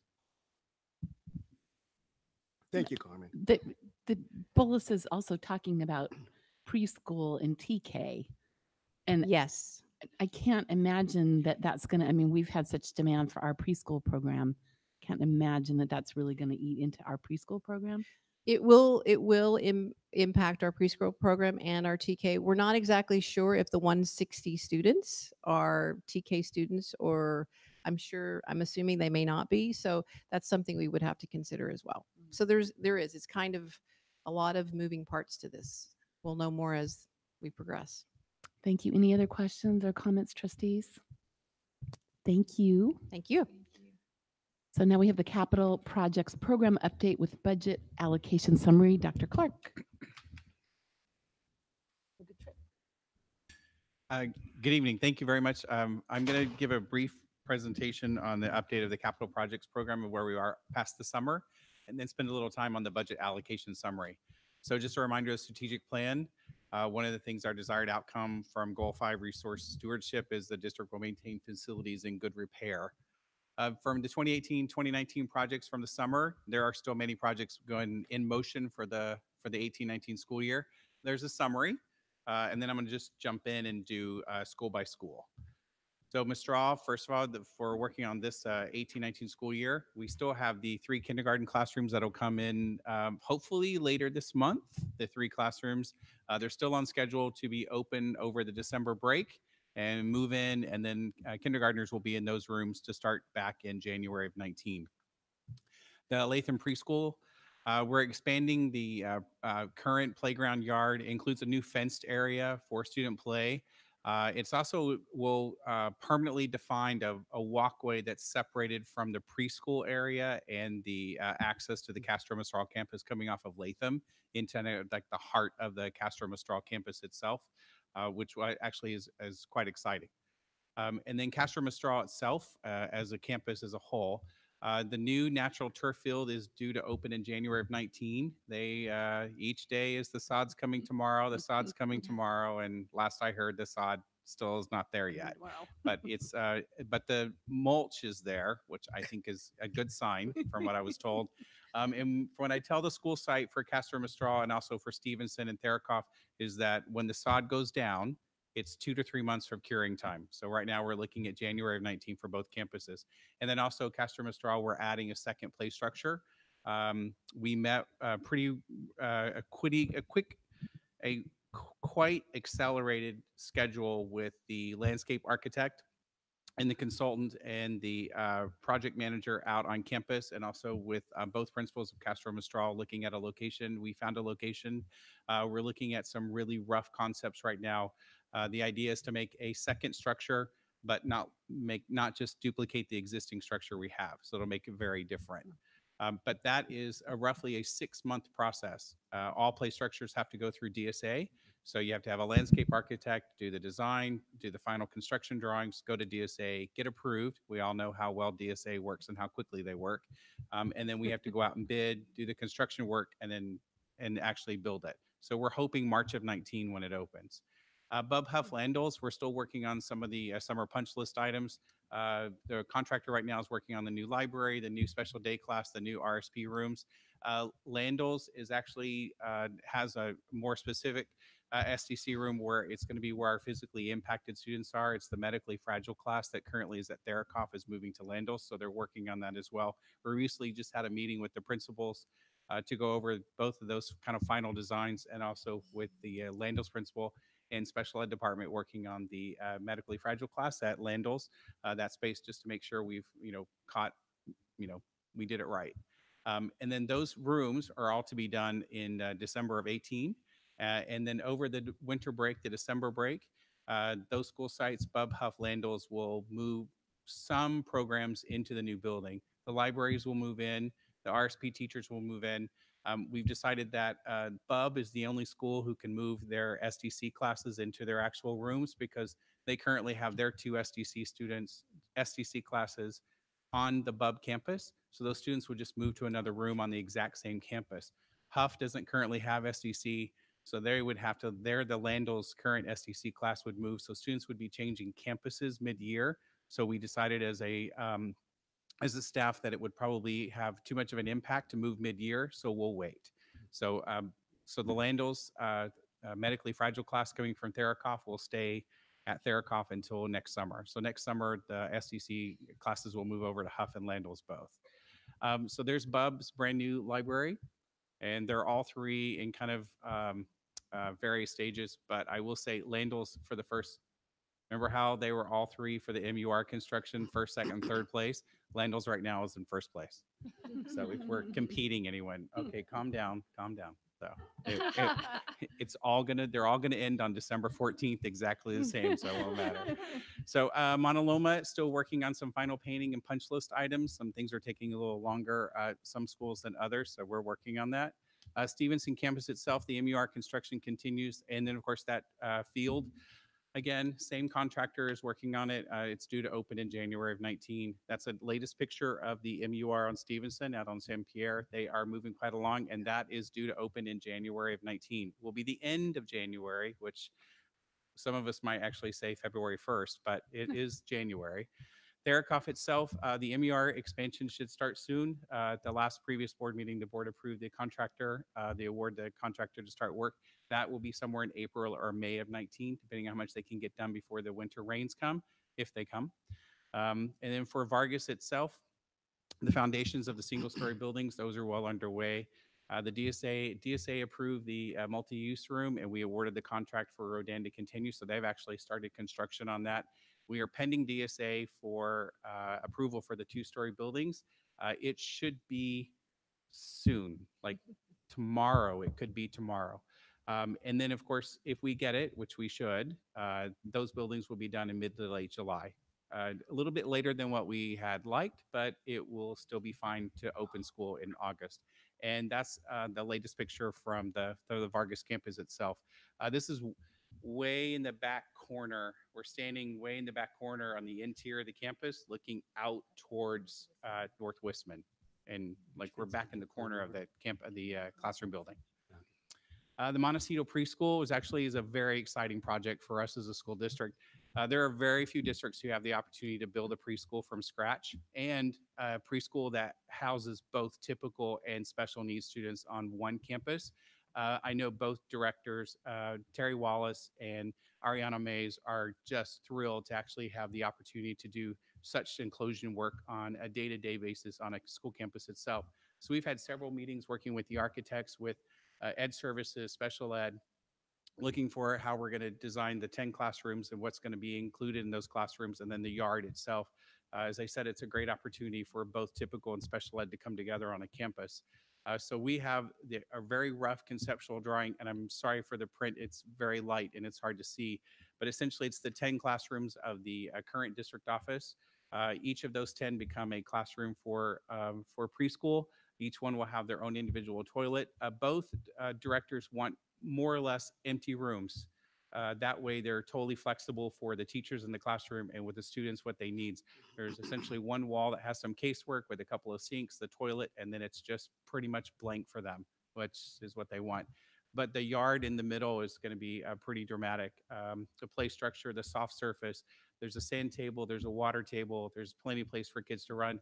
And actually what you can't see in here, which is actually a little cool, and I really like it, is a track where the kids can ride their tricycles around a track itself. And of course, how many Band-Aids we'll have to put in the office for boo-boos. But and then the next is the district office itself. Today's news, so this is actually a little bit late. Today's news is that the contractor who is building the district office, the construction project that was in front of us in the queue, pulled out. And the builder is willing to move us up in the line into that spot, provided we have DSA approval by next Friday, a week from tomorrow. So the word I got this afternoon from the architect is that they were at DSA yesterday and tomorrow, and they have a couple of signatures and a couple of calculations to give, but it looks almost like a sure thing that by next Friday we'll have DSA approval. The nice thing for us is this says occupancy is June of 19.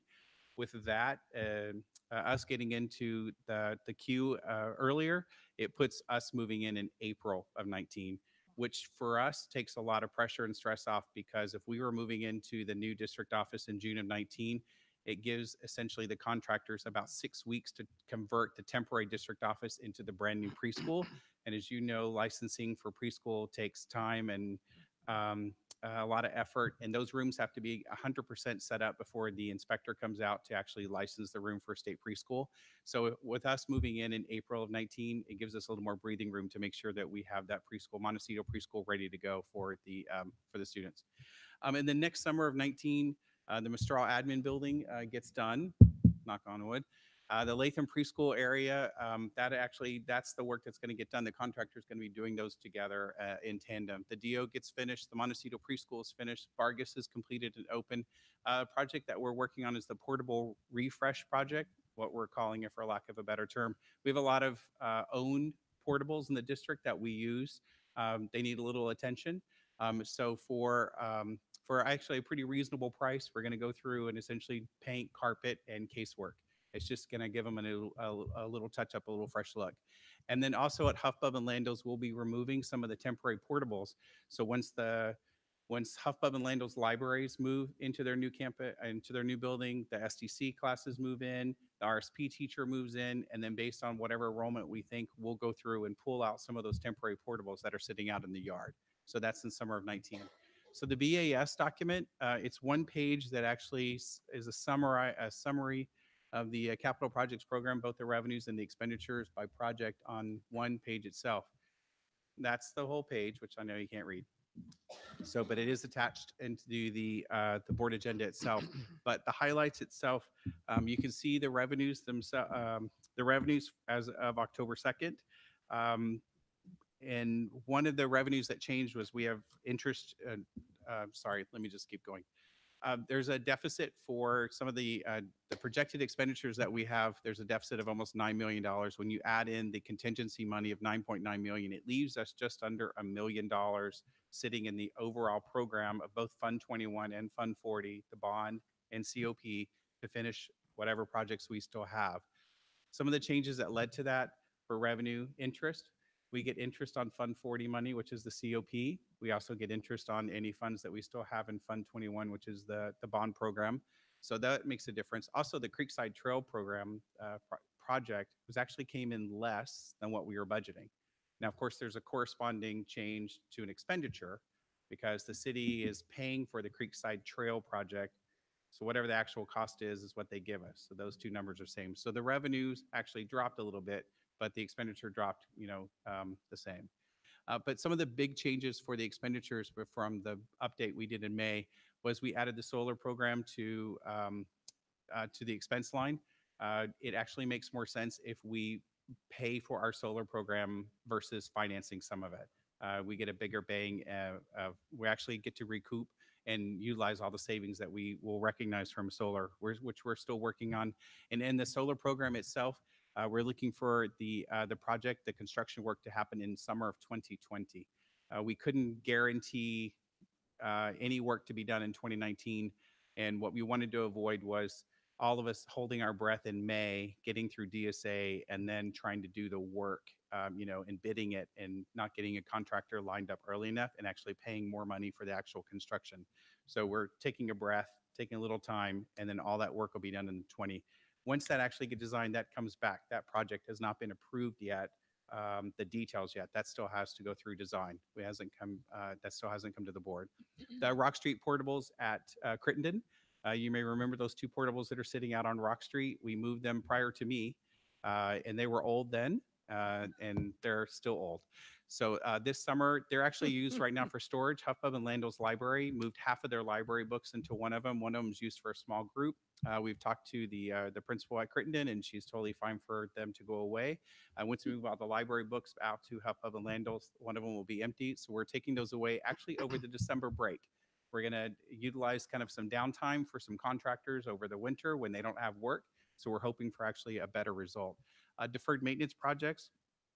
For summer of 19, roofing at Cooper and also at Crittenden, both of them approximately about the low $325,000. We've added that to get started work in summer of 19. The Mistral fire bollards, if you've been at the new campus, Mistral side on Escuela, that fire lane that goes behind the campus itself, the fire lane is open, so we want to install a couple of bollards there so people can't just drive back there as they would probably like to do. We just found out DSA is not going to approve some of our doorway ramps at HuffPub and Lando's. If you've been to the Mistral campus, outside of the doorways, we removed all the concrete in front of the doorway and kind of built a new concrete pad in front of the doorway. And actually in HuffPub and Lando's, a few doors got that done this summer as well. DSA has come back and said we have to do the rest. They passed them in the summer, but at the end of the project with the inspection, they didn't pass then. So now we have to come back and do that work. So that added a cost as well. The play structures that we're adding at Castro Mistral, also the Stevenson, we're expanding that play structure. The existing structure that's at Stevenson, we're going to go to the area that's just west of that out into the field and add another play structure there. It'll look very similar to the new Castro Mistral structure. A lot of climbing, a lot of overheads. It'll look very different than what we have there. And then the last thing that we've added is Castro Mistral have fire alarm systems, but they're independent. And we designed them that way. But now, since the campuses have both been used, they really should be one system. That way, when if there's a fire at one campus, both schools will evacuate. So that one we've had to add. So we'll add that in probably next summer, which will take a lot of work. So considerations for the future.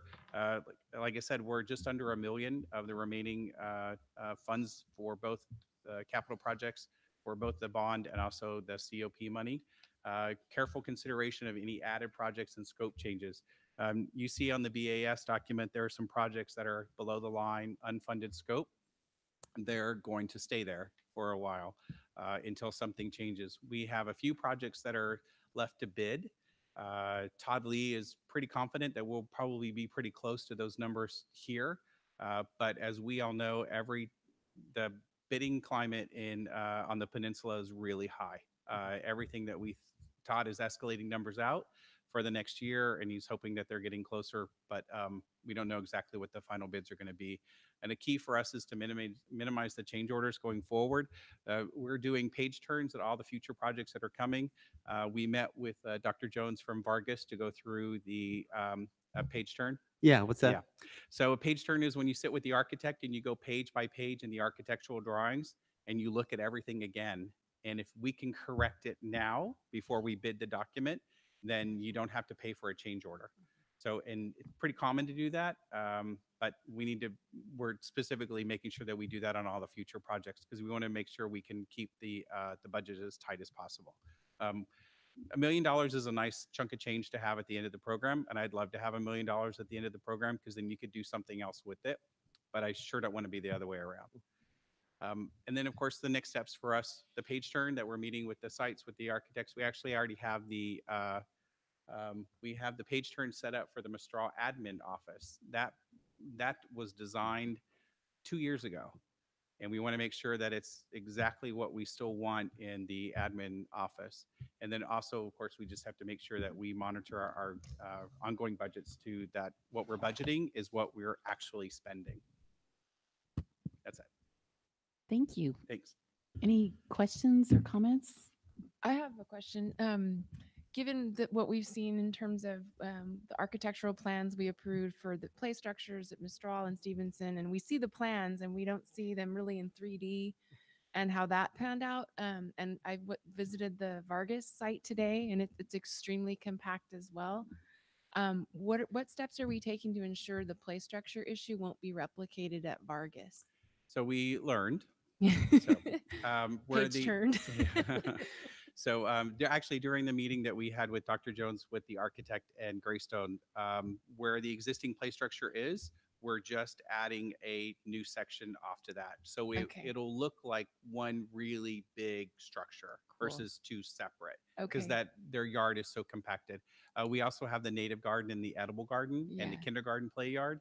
It's a tight space. Yeah. It's a 5-acre campus with 2.5 acres really for the school itself and 2.5 for the big field. Yeah. Yeah. Okay. Thank you. Yeah. I have a question. For Castro Mistral and the MUR, I noticed when I went to the PK, The windows. yes. Yes. So we did that as a value engineering. QKA actually had motorized shades on the top of the windows, very pricey. Yeah. And if the board recalls, the Castro Mistral project was $5 million over budget. So we had to go through and start cutting things out. So the motorized shades went out. They were reduced or eliminated. So we were hoping that with the sun and where the angles and when people would use it, it wouldn't be that bad. But the Castro Mistral windows are exactly in the wrong spot late in the afternoon at this time of the year. So the easiest thing for us, what we're looking at is window film. So we actually had a contractor out earlier this week. I couldn't be there, but he's bringing us samples, and we're going to do a couple of test windows and see if they work. The idea is to hope is just still let some light in, but get rid of that real glare. The motorized shades are very expensive. And then the other, they're so high up. And if you had a blinds or a curtain, you'd have the strings hanging down, which are not practical. Right. And then we've learned, if it works at Castro Mistral, we'll do the same thing at Huffbub and Landals, and then also for Stevenson and for Vargas. Yeah. Thank you. Sure. Oh, and one And last by the way, question. Vargas is going to be like 99% perfect by the time we get there. And Greystone will not let me say 100% perfect. So. Oh, hey, 90 is good. But so with the play structures at Castro Mistral, are we happy with the size and the scope of what it's going to look like, or? Not everyone will be happy. You can't please everyone. Right. We definitely learned it was our error. The fact that we put one play structure on a campus with two schools.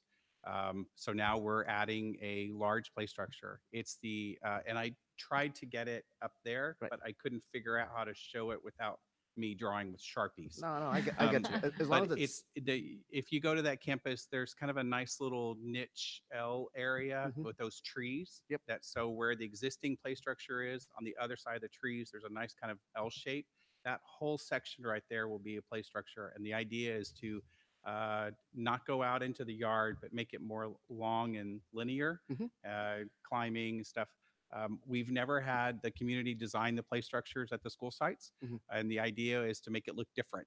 It won't be just a copy paste; it'll just be different. And so, towers, a lot of climbing, ropes, overheads. I think the idea is that we just make more of it. okay. Thank you. Sure. Thank you for helping. Sure. Ellen? Yeah, so your